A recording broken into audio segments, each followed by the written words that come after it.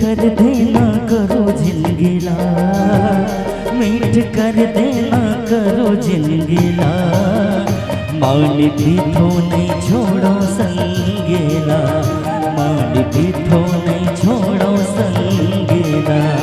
संग रहवे समय आँख माँ, संग रहवे समय आँख माँ, घर आए उड़बोज पाखेरा, घर आए उड़बोज पाखेरा।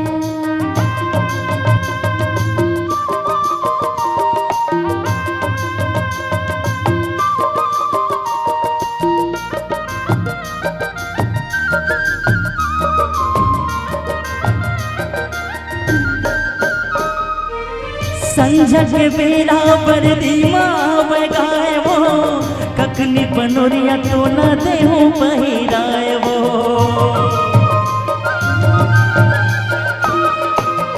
डोंगरे के तेरे मन कोयल को गुहाएगा, तोर मिठ मिठ बोले मन लपुर लुभाएगा। नहीं देखे नहीं सनो सुख जोड़ी गली, नहीं देखे कबू यहाँ बाने हमें से प्रेम डोरी गली देवते हैं जिन्हा।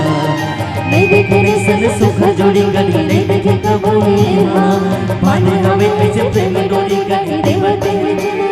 माया घोर पिया दे पनीला, माया घोर पिया दे पनीला, मान पीठो नहीं छोड़ो संगीला, मान पीठो नहीं छोड़ो संगीला।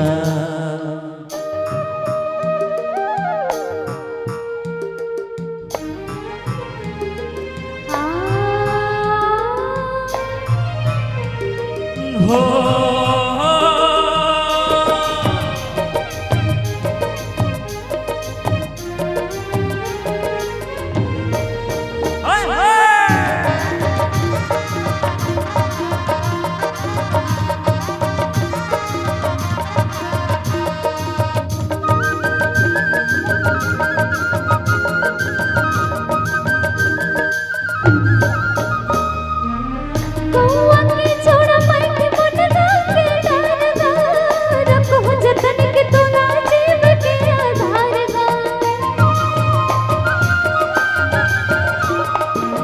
बरख के पानी बोहावे बड़धार वो, माया लपटाए बगले जैसे सेमिनार वो।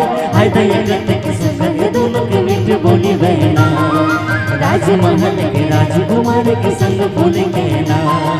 हाय दया करते के सुख है दोनों के मीठ बोली बहना, राजमहल के राजकुमार के संग बोलेंगे ना। देव तमाने उमर संग के साथ हिला, देव तमाने उमर संग के साथ हिला, घर आए उड़बोज पाखेरा, घर आए उड़बोज पाखेरा। मीठ कर देना करो जिंदगीला, मीठ कर देना करो जिंदगीला, मान पीठो नहीं छोड़ो संगीला, मान पीठो नहीं छोड़ो संगीला।